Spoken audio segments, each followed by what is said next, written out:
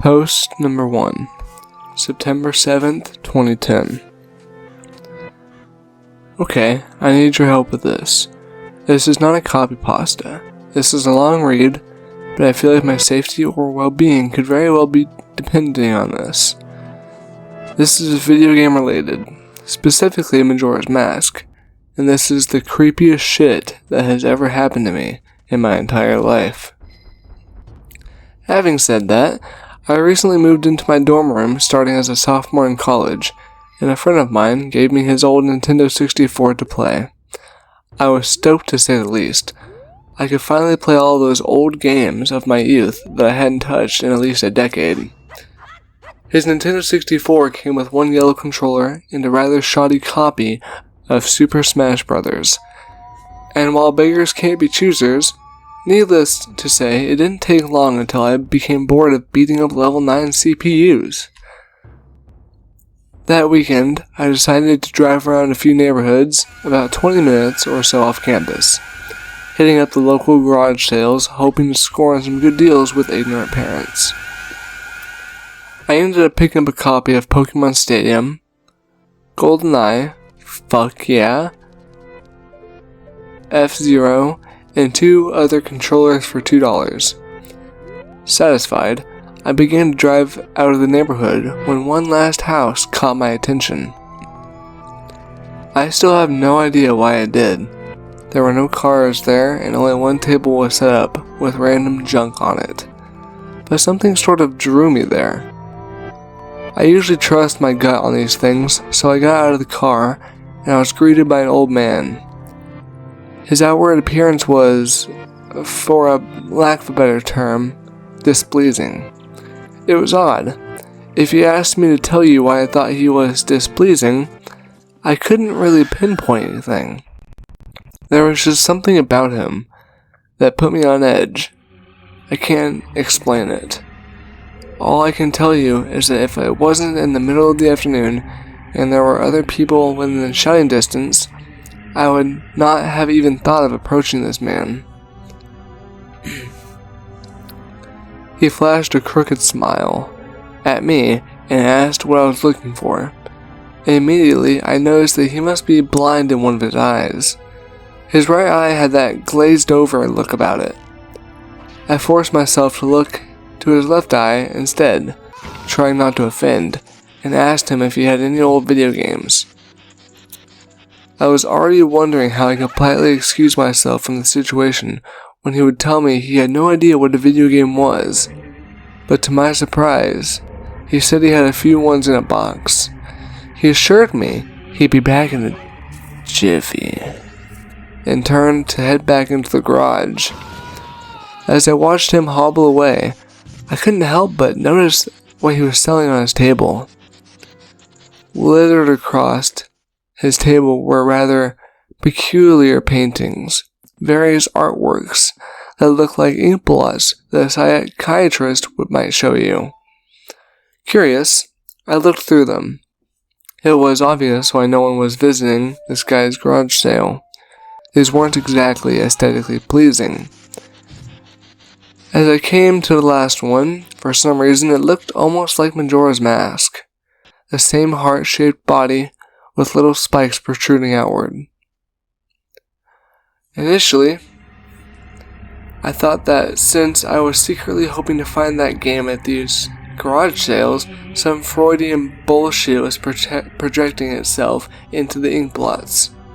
But given the events that happened afterward, I'm not so sure now. I should have asked the man about it. I wish I would have asked the man about it. After staring at the Majora-shaped blot, I looked up and the old man was suddenly there again, arm's length in front of me, smiling at me. I'll admit, I jumped out of reflex, and I laughed nervously as he handed me a Nintendo 64 cartridge. It was the standard gray color. Except that someone had written Majora on it in black permanent marker. I got butterflies in my stomach as I realized what a coincidence this was, and asked him how much he wanted for it. The old man smiled at me and told me that I could have it for free. that it used to belong to a kid who was about my age that didn't live here anymore. There was something weird about how the man phrased that, but I didn't really pay attention then. I was too caught up in not only finding this game, but getting it for free. I reminded myself to be a bit skeptical since this looked like a pretty shady cartridge, and there's no guarantee it would work. But then the optimist in me interjected that maybe it was some kind of beta version or pirated version of the game, and that was all I needed to be back on Cloud 9. I thanked the man, and the man smiled at me and wished me well, saying, "Goodbye then." At least, that's what it sounded like to me. All the way in the car ride home, I had a nagging doubt that the man had said something else. My fears were confirmed when I booted up the game. To my surprise, it worked just fine. And there was one save file simply named Ben. "Goodbye, Ben." He was saying, "Goodbye, Ben." I felt bad for the man. Obviously a grandparent and obviously going senile, and I, for some reason or another, reminded him of his grandson, Ben. Out of curiosity, I looked at the save file. Eyeballing it, I could tell that he was pretty far in the game. He had almost all the masks, 3 of the 4 remains of the bosses. I noticed that he had used an owl statue to save his game. He was on day 3, and by the Stone Tower Temple with hardly an hour left before the moon would crash. I remember thinking that it was a shame that he had come so close to beating the game, but he never finished it. I made a new file named Link out of tradition and started the game, ready to relive my childhood. For such a shady looking game cartridge, I was impressed at how smoothly it ran. Literally just like a retail copy of the game, save for a few minor hiccups here and there, like textures being where they shouldn't be, random flashes of cutscenes at odd intervals, but nothing too bad. However, the only thing that was a little unnerving was that at times the NPCs would call me Link, and at other times they would call me Ben. I figured it was just a bug, a fluke in the programming causing our files to get mixed up or something. It did kind of creep me out, though, after a while, and it was around after I had beaten the Woodfall Temple that I regrettably went into the save files and deleted Ben. I had intended to preserve the file just out of respect of the game's original owner. It's not like I needed 2 files anyway. Hoping that would solve the problem, it did, and it didn't. Now NPCs wouldn't call me anything, where my name should be in the dialogue was just a blank space. My save file name was still called Link though. Frustrated and with homework to do, I put the game down for a day. I started playing the game again last night, getting the lens of truth and working my way towards completing the Snowhead Temple. Now, some of you more hardcore Majora's Mask players know about the 4th day glitch. For those of you who don't, you can Google it, but the gist of it is that right as the clock is about to hit 000000 on the final day, you talk to the astronomer and look through the telescope. If you time it right, the countdown disappears and you essentially have another day to finish whatever you were doing. Deciding to do the glitch, to try and finish the Snowhead Temple, I happened to get right on the first try, and the time counter at the bottom disappeared. However, when I pressed B to exit the telescope, instead of being greeted by the astronomer, I found myself in the Majora boss fight room at the end of the game, the trippy boxed-in area, staring at Skull Kid hovering above me. There was no sound, just him floating in the air above me, and the background music which was regular for the area, but still creepy. Immediately my palms began to sweat. This was definitely not normal. Skull Kid never appeared here. I tried moving around the area, and no matter where I went, School kid would always be facing me, looking at me, not saying anything. Nothing would happen though, and this kept up for around 60 seconds. I thought the game had bugged or something. I was beginning to doubt that very much. I was about to reach for the reset button when text appeared on my screen. You're not sure why, but you apparently have a reservation. I instantly recognized that text.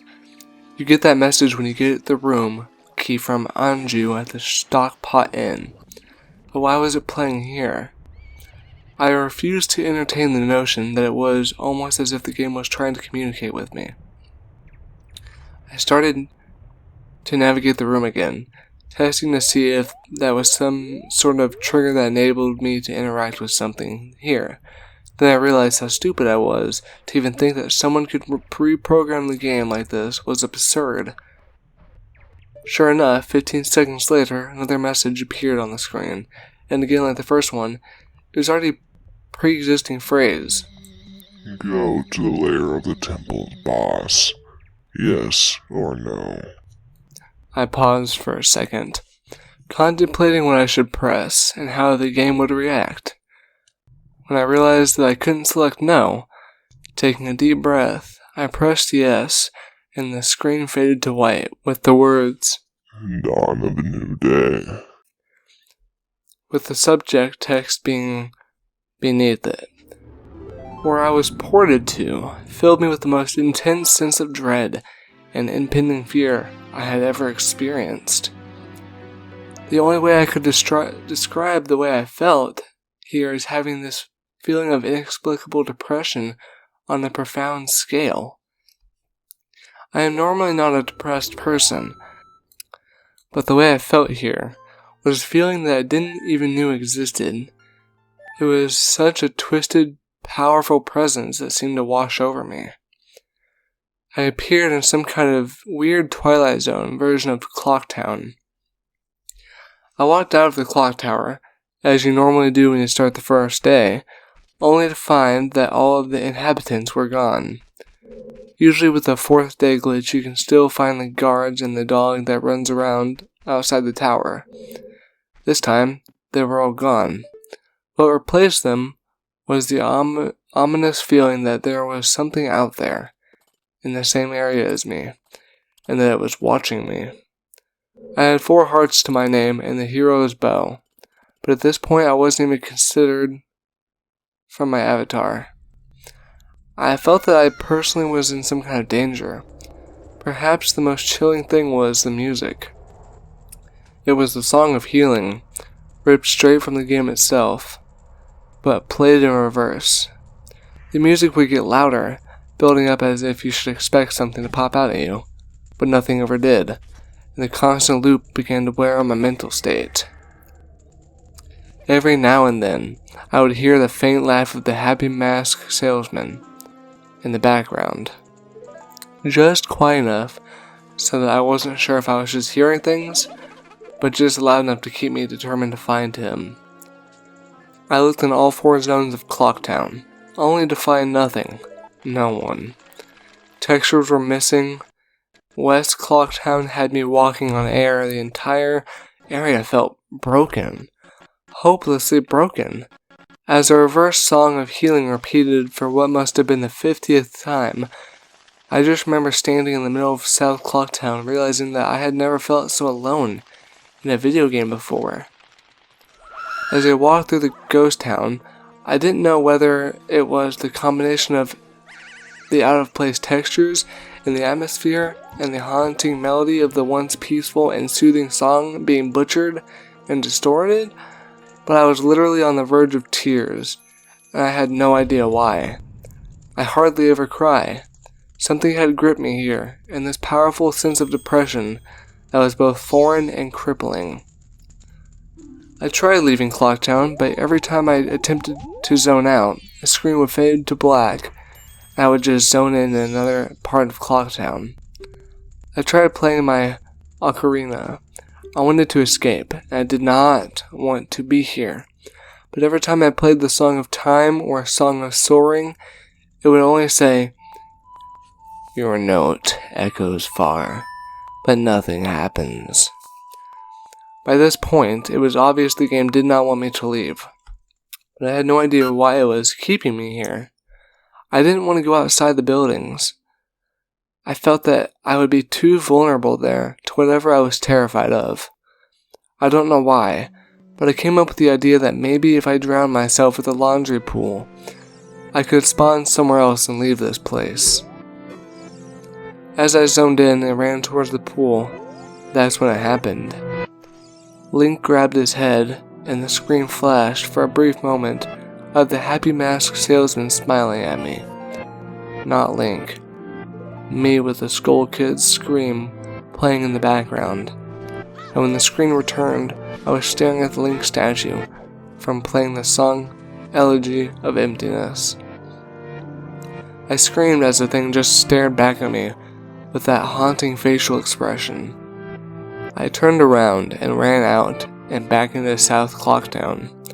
And to my horror, the fucking statue followed me in the only way I can compare this is like the weeping angels from Doctor Who. Every so often, at random intervals, the animation would play of the statue appearing behind me.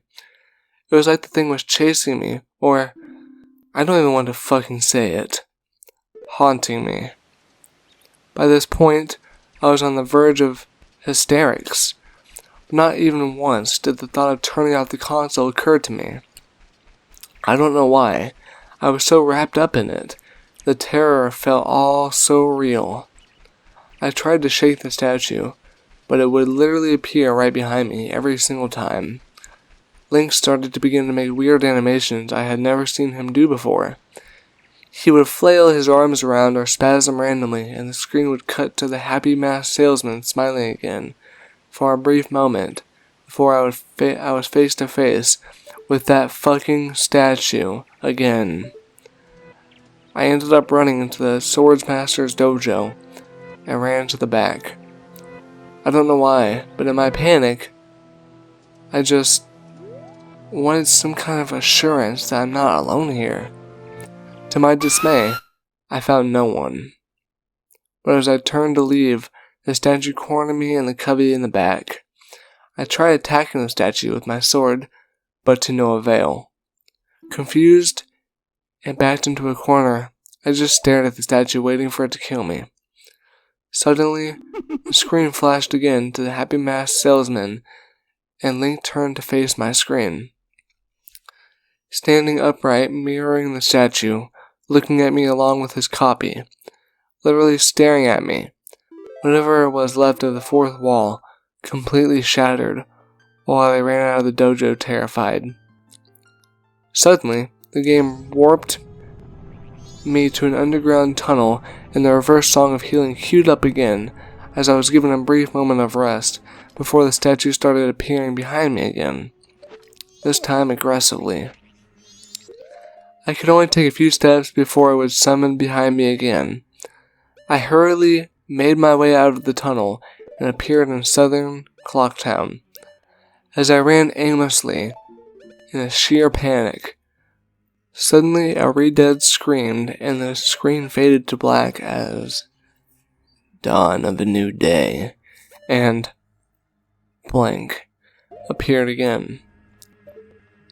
The screen faded in, and I was standing on the top of Clock Tower with Skull Kid hovering over me again. Silent. I looked up and the moon was back, looming just meters above my head. But the Skull Kid just stared at me, hauntingly, with that fucking mask. A new song was playing. The Stone Tower Temple theme played in reverse. In some sort of desperate attempt, I equipped my bow and fired a shot at the Skull Kid. And it actually hit him, and he played an animation of him reeling back. I fired again, and on the third arrow, a text box appeared saying, "That won't do you any good." Ha ha ha. And I was picked up off the ground, levitated upwards on my back, and then Link screamed as he burst into flames, instantly killing him. I jumped when this happened. I had never seen this move used by anyone in the game, and Skull Kid himself didn't have any moves. As the death screen played, my lifeless body, still burning, the Skull Kid laughed, and the screen faded to black, only to have me reappear in the same place. I decided to charge him, but the same thing happened.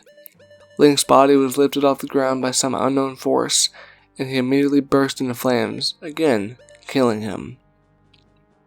This time during the death scene, the faint sound of the reverse song of healing could be heard. On my third and final try, I noticed that there was no music playing this time, that all there was eerie silence.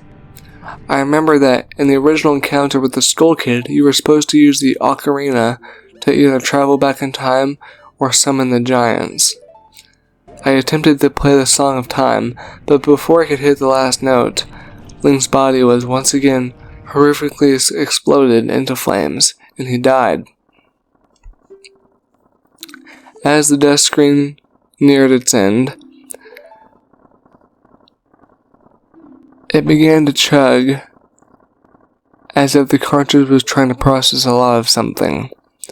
When the screen came to, it was the same scene as the first 3 times, except this time Link was lying on the ground dead in a position I have never seen in this game before. His head tilted towards the camera, with the Skull Kid floating above him. I couldn't move, I couldn't press any buttons, all I could do was just stare at Link's dead body. After around 30 seconds of this, the game simply fades out with a message. You've met with a terrible fate, haven't you? Before kicking you out to the title screen. Upon getting back to the title screen and starting again, I noticed my save file was no longer there. Instead of Link, it was replaced with Your turn. Your turn. Had 3 hearts, 0 masks, and no items. I selected Your turn, and immediately when I did, I was returned to the clock tower rooftop scene of my Link dead and the Skull Kid hovering over. With the Skull Kid's laughing loop again and again, I quickly hit the reset button, and when the game booted up again, there was one more save file added below Your turn, entitled Ben. Ben's save file is right back where it was before I deleted it, at the Stone Tower Temple, with the moon almost crashing. I turned the game off at that point. I'm not superstitious, but this is way too fucked up, even for me. I haven't played it at all today. Hell, I didn't even get any sleep last night. I kept hearing the reverse song of healing music in my head, and just remembering the sense of dread I felt exploring Clocktown.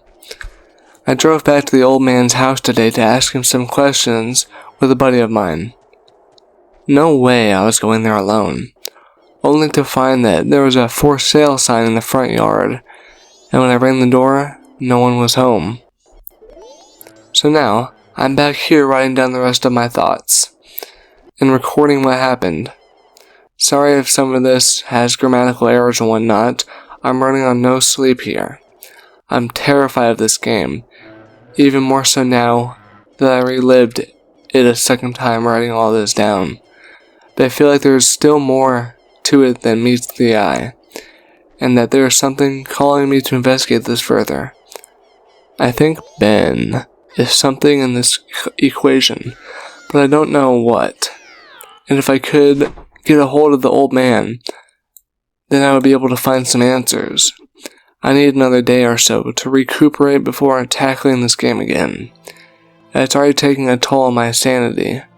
I feel like, but next time I do this, I'm going to be recording my footage all the way through. This idea to record only came to me towards the end, so you see the last few minutes of what I saw, including Skull Kid and the elegy statue, but it's on YouTube here. I'm going to stay in this thread for a little while longer before I fall asleep to answer any questions you guys might have, or hopefully listen to your ideas or theories to help me shed some light into this, or maybe things I should try to do. I think I'm going to play Ben's file tomorrow to see what happens. Maybe I was supposed to do that all along. I don't believe in paranormal shit, but this is a little fucked up. But maybe this Ben guy is just a really good hacker / programmer. I don't want to think about the alternatives if he isn't. That's the end of the copy-paste.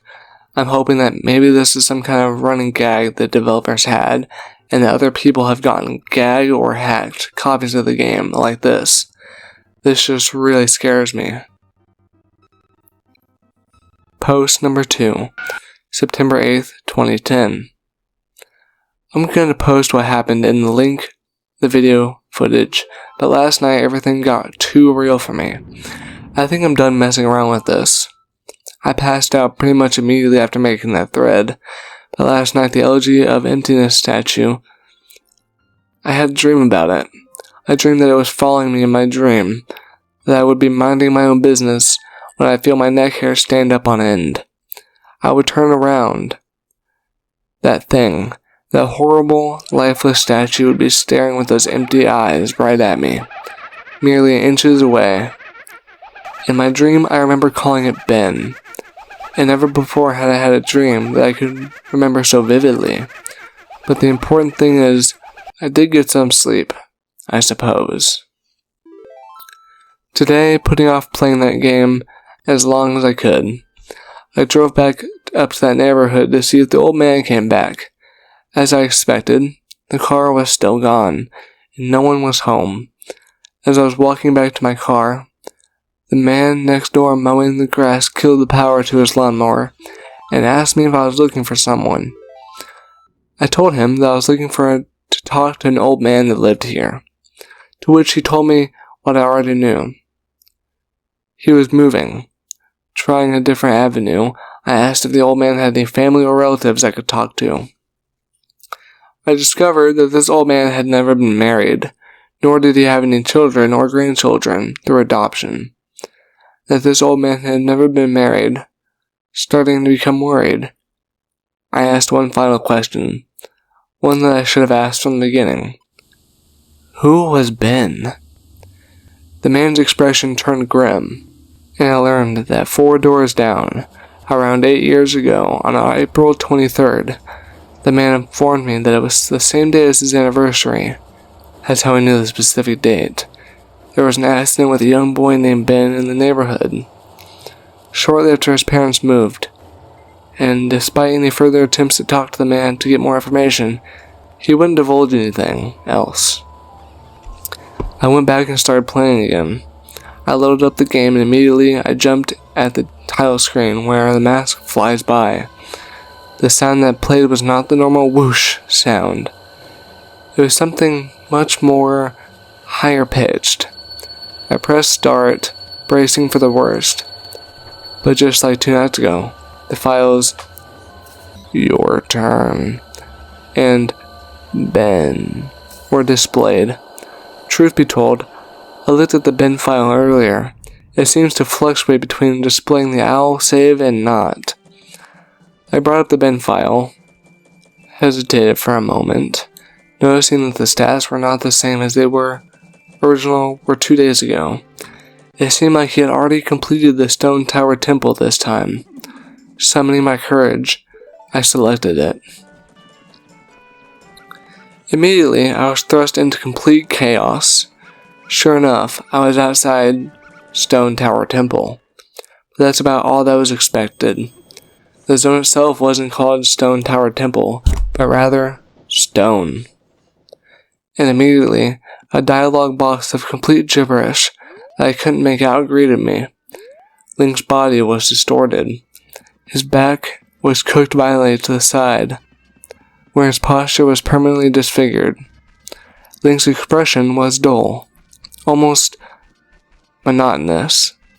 He had an expression on his face I didn't recognize before. It was a blank look, as if he was dead. As Link stood there, his body spasmed irregularly back and forth. I examined what had become of my avatar and noticed I had a C button item I had never seen before. Some kind of note, but pressing it did nothing. Sounds played back and forth that I didn't recognize from the game, almost demonic in nature, and there was some kind of high-pitched yip, or some kind of laugh, or something playing in the background. I had all of 2 minutes to take in the environment before another one of those fucking Elegy of Emptiness statues was summoned, and immediately afterward, I was cut into the Dawn of the New Day screen. Except this time it was without the subtext. I was a Deku scrub in Clocktown. This scene would normally play after the first time he traveled back in time. Tati would say, What just happened? It's as if everything has, but instead of saying started over, she finished her remark in broken text, as the laugh of the happy masked salesman played in the background. I was put back in control of my character, but from a fucked up camera angle. I was looking from behind the door to the clock tower, watching my avatar run around as a Deku scrub. Seeing as how I really had no place to go because I couldn't see anything, I begrudgingly went inside the door. There, I was greeted by the happy masked salesman who simply told me, "You've met a terrible fate, haven't you?" before the screen whited out. I was in the Termina field as a human being again. I might as well not have been playing the same game anymore. I was being warped around, and there was no sign of a day, clock, or anything. I took a moment to get my bearings, as I looked around the field, and immediately I could tell this was not normal. There were no enemies, and the twisted version of the Happy Mask Salesman's theme was playing. I decided to run towards Woodfall, before I noticed a gathering of 3 figures of the same off to the side, one of them being Ipana. As I approached them, to my horror, I saw the Happy Mask Salesman, the Skull Kid, and the Elegy of Emptiness statue just standing there. I figured maybe they were bugged out, but by now I told myself that I should know better. Nevertheless, I approached them carefully and found that the Skull Kid was playing some kind of idle animation on loop. Same with Ipana, and the Elegy of Emptiness statue was doing what it has been doing all along, just standing there eerily. It was the Happy Mask Salesman that scared me more profoundly than the other 2. He too was idle, wearing that shit-eating grin, but wherever I moved, his head slowly turned and followed me. I had not engaged in any dialogue with him, nor was I in combat with him, yet his head still continued to follow my movements. Reminded me of my first encounter with the Skull Kid on top of Clock Tower. I pulled out my ocarina, to which the game played the ding sound when you're supposed to play your ocarina, and tried a song I hadn't played yet. The Happy Mask Salesman's own song, and the song that had been playing on loop back in day 4, the Song of Healing. I finished playing the song, and as I did, an ear-piercing shriek blasted on my TV. The sky immediately started flashing. The Happy Mask Salesman twisted theme song sped up, intensifying the fear inside of me. And Link exploded into flames and died. The 3 figures stayed lit up during my death screen as they watched my lifeless body burn.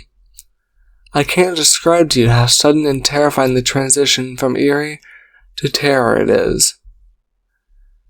You're going to have to watch the video if you want to see it firsthand. That same fear that caused me to lose 2 days of sleep started to grip me again, as I was met with the text, "You've met a horrible fate, Haven't you? For the third time. There has to be some kind of meaning behind that. I had little time to ponder as I was immediately given another small cutscene of transforming into Zora, and now I found myself in Great Temple Bay. Hesitant but curious to see what the game had in store for me, I slowly made my way towards the beach, where I found Ipana. I wondered why the game had decided to put her here. Was the game implying she was trying to get a drink, unable to take the mask off? I decided that riding the steed wasn't the reason she was placed there. Suddenly I realized that Ipana kept neighing, and the way she was angled made it look like she was trying to signal a point to me off in the distance. It was a hunch, but I dove in the Great Bay and started swimming.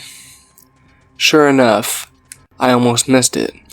I found something at the bottom of the ocean. One last Elegy of Emptiness statue.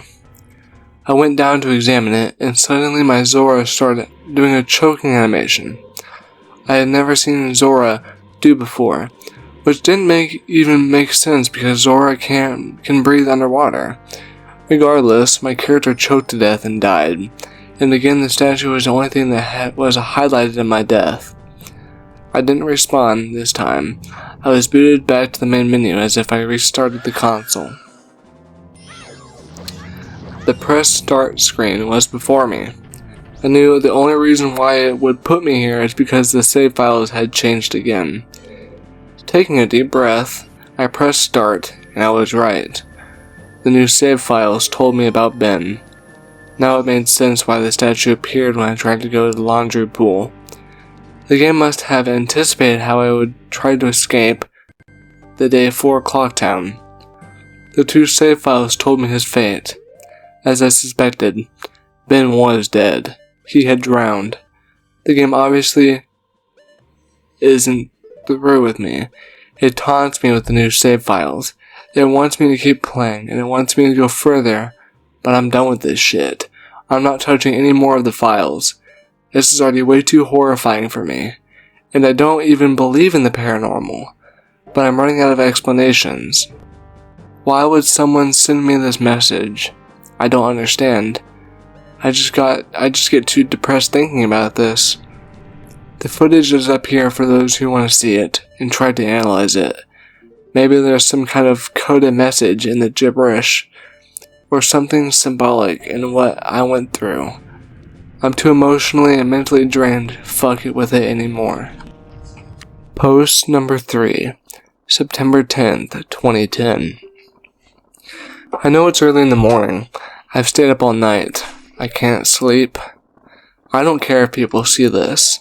That's not the point. I just want the word to get spread so I don't suffer for nothing. I've lost the will to type about this. The less I dwell on this, the better. I think the video speaks for itself.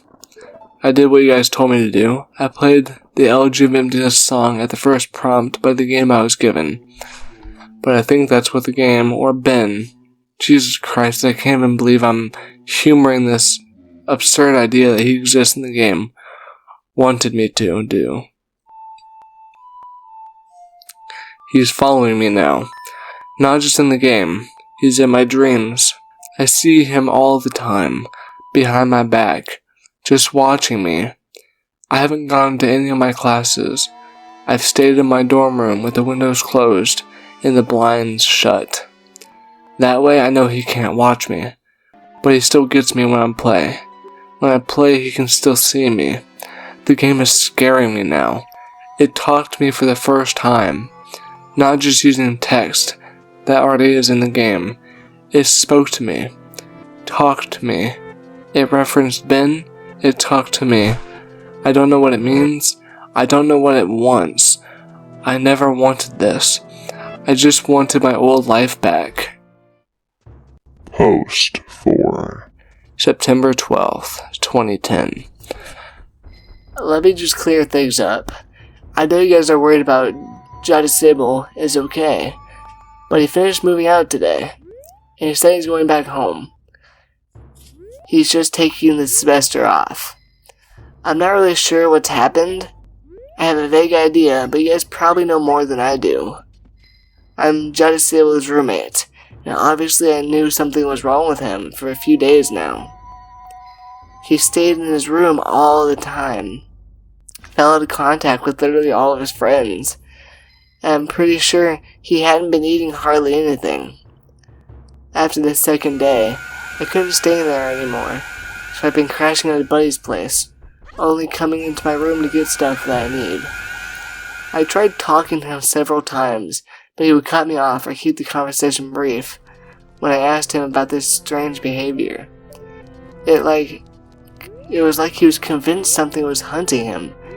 Yesterday I came to grab my philosophy book, and he approached me, looking awful, like horrible bags under his eyes. He handed me a flash drive and gave me a specific instruction. He told me that he needs me to do one last favor for him. He finally explained to me what has been going on. He gave me the account info to his YouTube account and told me that he's getting away from here, that it lured him to play it again instead of trying to change things, and that he shouldn't have done that, and to upload the footage and inform people what happened. I told him that he could do it himself, and he got this wild look in his eye, and told me that he's never looking at that game again, and that's the last thing he said to me. He never even said bye when his parents came to pick him up. I never even got to meet his parents. Honestly, I can't tell you what happened. When he spoke, it was kind of hard to understand him, and his fucked up appearance really distracted me. On the flash drive, there was the footage of the game last night. A text document with his name and password for YouTube. In the third document,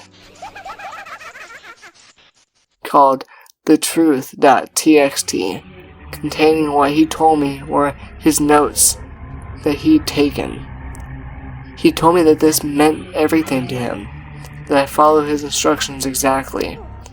Normally, I wouldn't be so to the letter for impressed over a fucking video game, but the way he spoke and the way he looked made me know this was really serious, and I'm going to honor that. I've never had this video since yesterday, but I had to have someone help me use Pinnacle. That's not really my forte. Then after watching it, I had to go back through and look at his other videos on his YouTube account to realize what was going on, and even then I was really confused. The video I'm releasing tonight, thetruth.txt, will be released on September 15th, just like he requested. I haven't dared peek at it yet, so the first time I see it will be the first time you see it out of respect to my friend. To answer your questions, no, I haven't tried to call him yet. I think I'll give him a call tomorrow to see if he's okay or not. He should have gotten back home by now. About the video. In this video, I cut straight to where he loaded the bin file in the game. Looking back, I realized that due to Sable left the save select screen and because it said different names sometimes. So my bad for that. But all it said this time was the same at the end of his last video. Link and bin. Nothing different. I wasn't there when he played it, but it looks to me like in the beginning when he first spawns, he's testing out his equipment, or seeing what items he has or something, because apparently they've changed randomly before. Then after that, I just think the game got too personal for him. Post 5. September 15th, 2010. Hey guys, John Sable here. This will be the last time you're hearing from me, and this is my final gift to you. These are the notes I have taken and the realizations I've made. Before I delve into this, I want to thank you for following me and thank you for listening. It feels like the weight of a powerful burden is about to be lifted. By the time you read this, I won't be around anymore. But after spending 4 days with this maddening game, I have begun to understand what's really at play here. And hopefully, after reading this, we can ensure that this never happens again. There are things I could not share with you while it was going on due to the circumstances, to which I will explain. With Ben blocking any attempt I made to try and relay the truth to you. I tried, ever so subtly, to warn you guys in various ways. Amidst the chaos and my delirium, I devised a barely noticeable pattern in my videos. In all 5 videos I recorded over the 4 days, I have either had the mask of truth interacted with a gossip stone or the lens of truth equipped at some point. For you Zelda enthusiasts, these are all the symbols of honesty and trustworthiness, and would hope that one of you may have picked up on that reference. As I played the file which I would name Ben, being mindful of how Ben was watching over me every moment in the game, I made a point to avoid doing anything too obvious, but I sent out a hidden message to you guys. I never equipped the lens, nor the mask, nor visited a stone. It worked, and the video was uploaded. I prayed that someone would notice the pattern. Didn't apply to Ben. The tags follow suit too. I hope you guys paid attention to those as well. They were my little messages to you. Nothing big enough that would catch Ben's attention or make him suspect anything. With Ben manipulating and changing my files, I honestly hope that you guys saw was close to what actually happened, but there is no way for me to know. This may be a long read. I don't have time to proofread or make all my research pretty, but here it all is. The tags followed suit too. I hope you guys paid attention to those as well. They are my little messages to you. Nothing big enough that would catch Ben's attention or make him suspect anything. With Ben manipulating and changing my files, I honestly hope that what you guys saw was close to what actually happened, but there is no way for me to know. This may be a long read. I don't have time to proofread or make all of my research pretty, but here it all is. September 6th, 2010, 11 p.m. Can't believe what happened. Not sure if this is some kind of elaborate hoax. Despite the fear, I can't help but be exceptionally curious about this. Who or what is the statue? Lots of questions here. I'm starting this document as a diary, so I can keep track of everything. I'm typing up a summary of what happened so I can come back to it later. September 7th, 2010, 2:10 a.m. Summary was posted here, so you can go back and look at my first post, 4day4.dwmv for that. 4:23 a.m. I can't sleep. I've been trying so hard, but the harder I try, I just get more restless. I just feel like that statue is appearing whenever I close my eyes. 8:20 a.m. Didn't sleep at all. Just going to start my day. I don't think I have the energy to go to class today. I'm going to drive back down to talk to that old man. Talk to my buddy Tyler with me just in case. 1:18 p.m. Back home now. No sign of the old man. Really weird that he appears to be moving the next day. But maybe the for sale sign was up there yesterday and I just didn't notice it. Tyler wants to know what's gotten into me all worked up. I didn't tell him. Going to eat. Feel like death. 3:46 p.m. Could have sworn driving back from the subway that I saw Elegy's statue buried in some shrubbery staring at me go by. Now I definitely need sleep. 5 p.m. Don't think a lot of people would believe me if I told them about what's happening. Think I'm going to try posting this on the internet. Think I'll just use the summary. These notes are pretty sporadic. 6 p.m. Connected my capture card to my computer to upload the footage. Thought my computer froze for a second, made this strange popping sound while I hooked everything up. But now it seems to be working fine again. My computer can't die on me now. 7 p.m. Footage is finished uploading. The quality is a lot better than I thought it would be. Gee, guess this is a really special cartridge. I've never had it come through this clear before. 8:45 p.m. Thought I saw an icon pop up on my desktop that looked like the statue's face for a split second. Gave me quite a scare. Getting really unnerved and delirious. I'm going to crash after this. 9 p.m. Begin uploading my YouTube video on an alternate account. 9:03 p.m. I don't remember having uploaded a Vampire the Masquerade Bloodlines video last year. This was probably the account that I shared with a friend of mine last summer. I hope he doesn't mind me using it to upload this. 9:55 p.m. Posting my summary of day 4 with a link to the YouTube video. Going to try to stay awake, but I am so tired right now. September 8, 2010. 10:48 a.m. I had a dream about the statue. I dreamed that it was following me in my dream. That I would be minding my own business when I feel my neck hair stand up on end. I would turn around. That thing, that horrible, lifeless statue would be staring with those empty eyes right at me, merely inches away. In my dream I remember calling it Ben. Power of suggestion most likely, and never before had I had a dream that I could remember so vividly. 11:21 a.m. I really don't want to play this game again. I think I'm going to go back to see if the old man's there instead.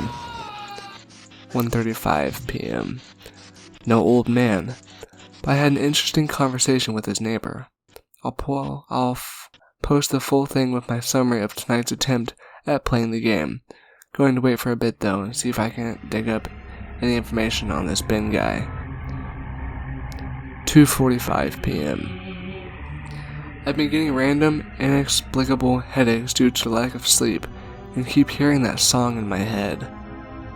Also, it's flu season, so I need to be careful not to get sick. My immune system is going to be shit right now because of all these all-nighters. 3 p.m. 3:02 p.m.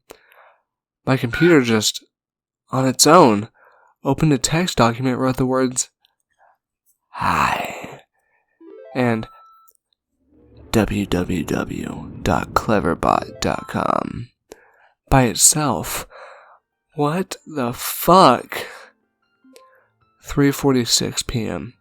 I went to the website. It's one of those bot chatting programs.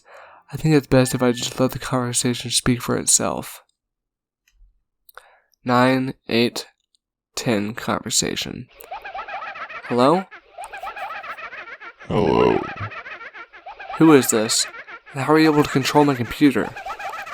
Who am I? Right. Forgot. You're a bot. Do you really think that? Listen, I know whoever's fucking with my computer can see my screen right now. Yes. Yeah? And I'll wager that you're one of those IT kids who thinks he's tough shit. You know what you're doing right now is illegal, right? Is it? No shit. Are you familiar with the HTE terms? Invasion of privacy? Get the fuck off my computer, kid. I am your computer. Cool story. Anyway, I'm calling DPS. You picked a bad time to fuck with me, kid. Should I wait until you play the game then? What? That game. Majora's Mask? Yes. How did you know about that? Because Because what? I did it. Did what? I played with you. What the fuck? Were you scared?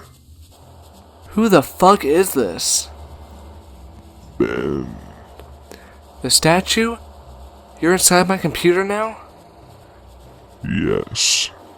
How? You connected me.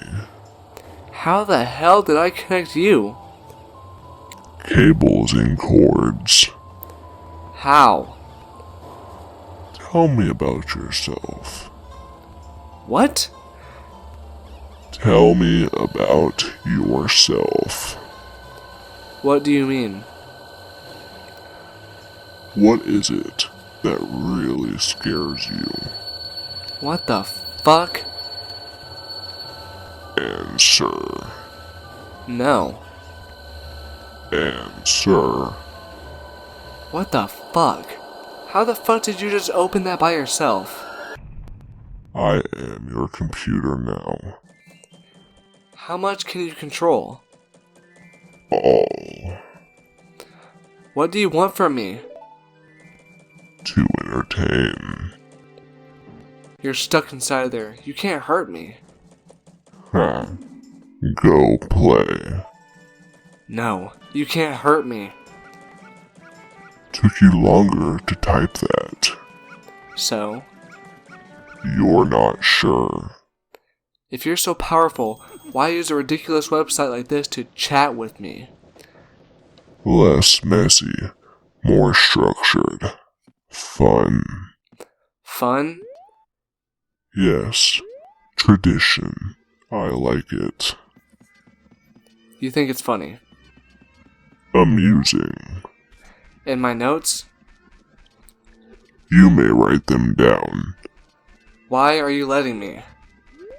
It is amusing to see what you think of me. Window closes. 3:50 p.m. What have I done? I've invited it into my computer. I continue to write these notes, write my summaries. I feel like I'm a prisoner in my own space of security. I don't know. I don't know if I'm hallucinating or not. I feel like I'm fucking insane right now. I can feel it, watching over me, even as I type this. Ben is controlling everything in the game, toying with me, leading me like a sheep. But for what? What's the purpose? I know Ben drowned, but why are these hauntings? What the fuck am I even doing? It can probably even see this right now. 4:35 p.m. Summary of the Ben.wmv playthrough. 7:18 p.m. Ben called me to Cleverbot again. He tells me that he's sorry and wants to be free, and that I can free him. That's just like how he got on my computer from the capture card. He can spread, but he needs my help. He says I'm special because I can help him. This is the first nice thing he's said. He promises to leave me alone if I do it. He swears he will. I don't know what to think right now. How can I even trust this thing? 7:20 p.m. I'm terrified of it, but now it's saying that it was just having fun. It's twisted in a fucked up version of fun. He's saying that the game is over. I do want it to be over. He says that he just wants to be free, that he's trapped in the cartridge of my computer and he wants to be freed. I don't want to have to deal with this shit. I don't know how long I can deal with watching. It's watching my every move, every keystroke. I have nothing private anymore. It knows everything that's been on my computer. It tells that if it wanted to, it could do horrible things to me, but it hasn't. So should I trust it? 8:01 p.m. Something tells me that I'm being played again, just like in the game. 9:29 p.m. Ben called me to Cleverbot again. I ignored it and went to go take a shower. When I came to my laptop, I was welcomed with an image. Elegy statue staring at me with those dead eyes. I don't want to talk to him. 9:44 p.m. Fuck you, Ben, I'm not talking to you. 9:56 p.m. Fuck you, Ben, I'm not talking. 10:06 p.m. Fuck you, Ben, I'm not talking to you. 10:12 p.m. Fuck you, Ben, I'm not talking to you. 10:45 p.m. It's been more than half an hour and the messages have stopped. Ben has stopped. I'm beginning to think that Ben isn't confined to just my computer/cartridge. I'm beginning to feel something. It's hard to explain it. I've never been spiritual, but there's something different about the air in my dorm room now. 11:42 p.m. I'm beginning to see the elegy statue randomly as I search the internet in places I shouldn't. Places where he shouldn't be. I'd be scrolling down and suddenly I'd be staring at a picture of the elegy statue. Always the elegy statue. I don't know how much more of this I can take. September 9th, 2010. 12:35 a.m. My worst fears confirmed. Ben has tampered with my summary of ben.wmv. I've looked at the summary that I posted on various forums of the ben.wmv file, and parts have been omitted. There is no mention of Ben existing outside the game. There is no mention of the Moon Children. How could he have been that quick to delete the post without me noticing? I'm wondering if maybe it appeared to me that I was posting everywhere, but in reality, Ben was posting his own censored version. I'm gonna ask Ben why he did it. 12:50 a.m. He isn't responding to me on Cleverbot. It's just giving the generic responses it usually does. I'm just talking to a bot this time. 1:24 a.m. I think Ben is mad at me. 10:43 a.m. The Moon Children appeared in my dreams last night. They lifted up their masks to reveal their hideously disfigured faces, maggots crawling out of their orifices, sunken black holes where their eyes should be, a yellow smile that slowly grew bigger and bigger as they came closer to me. They told me that they wanted to play. I tried to run from them, but the 4 children pinned me down to the ground with surprising strength. Over them stood the Happy Mask salesman, announcing that he had a new mask that he wanted me to try.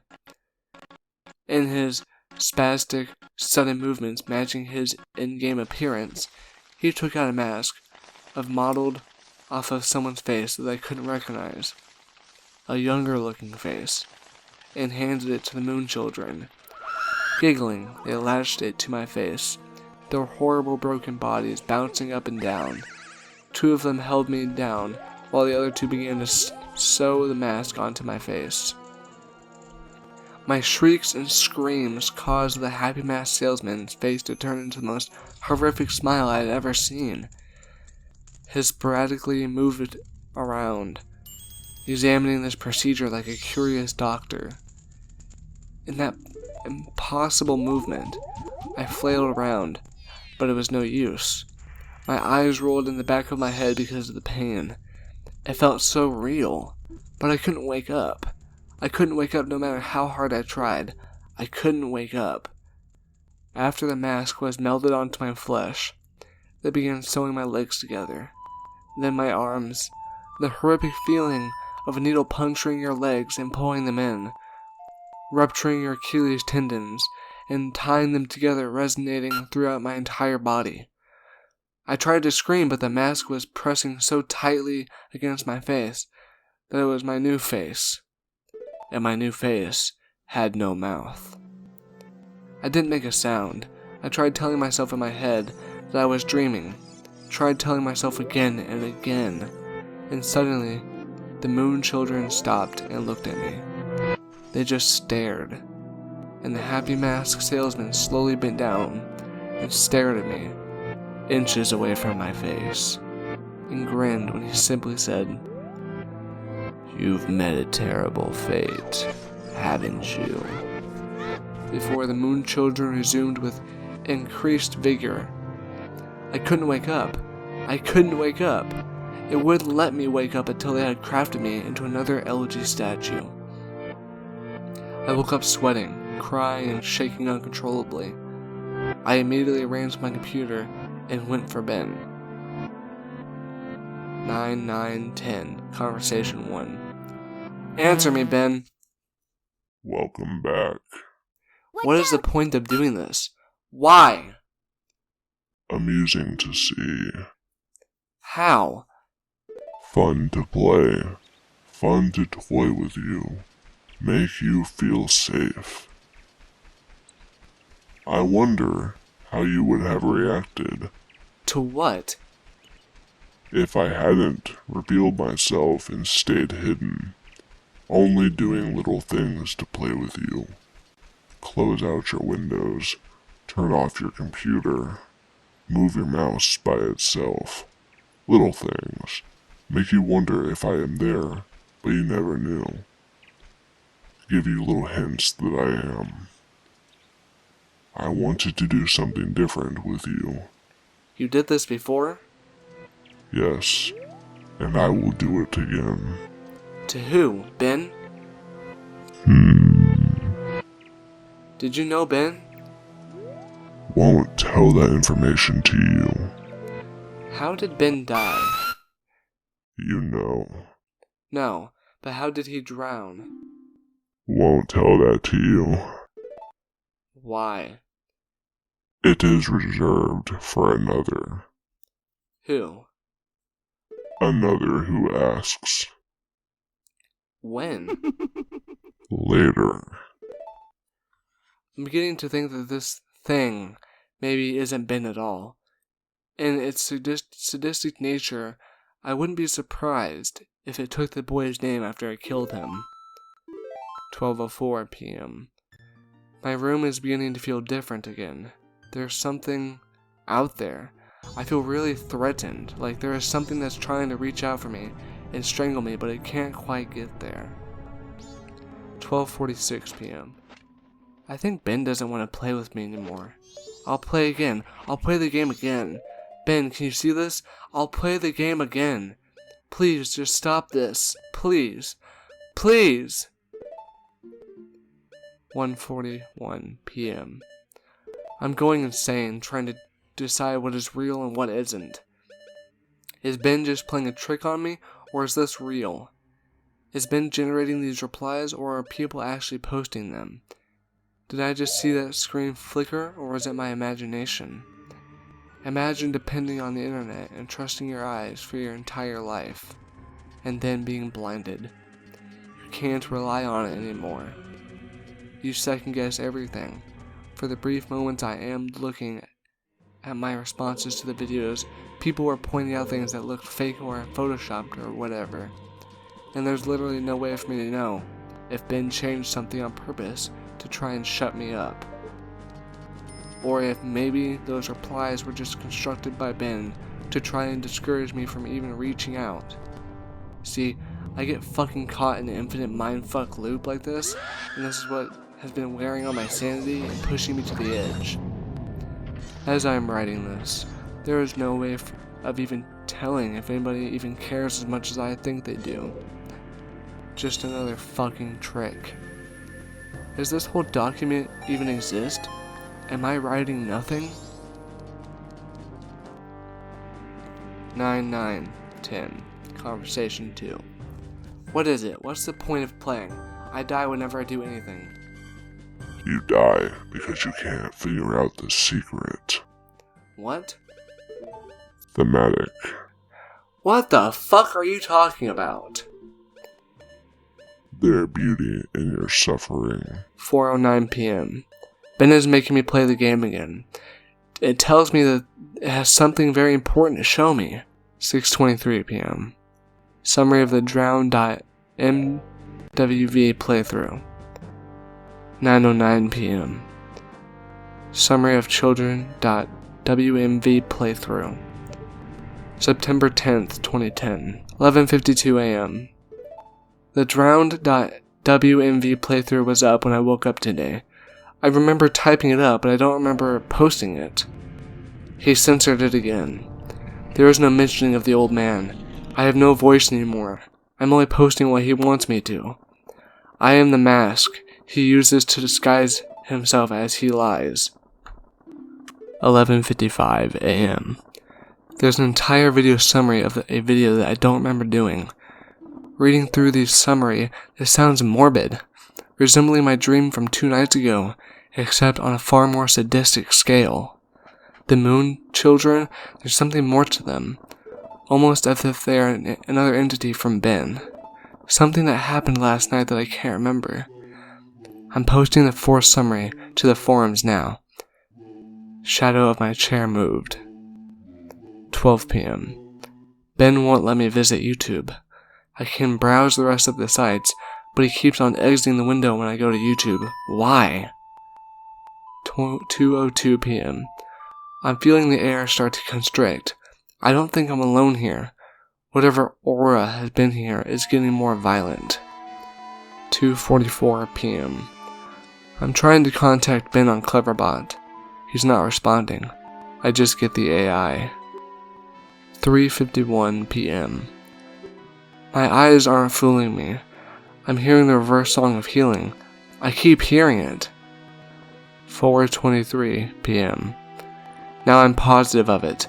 Earlier I thought it was a weird coincidence, but just now I went to open my window, and 3 floors down at ground level I saw the old man. I'm completely positive I did. The same guy. He was just staring up at my window, standing in the middle of campus. If any students took notice of him, they didn't seem to acknowledge it. That's where my notes end.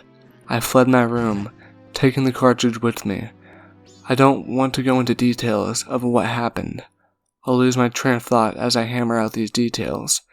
It's been roughly 2 days since then. This is my last summary in service to you. Of the final video you guys saw, Matt.wmv. The last video entry I made, Matt.wmv, began as normal.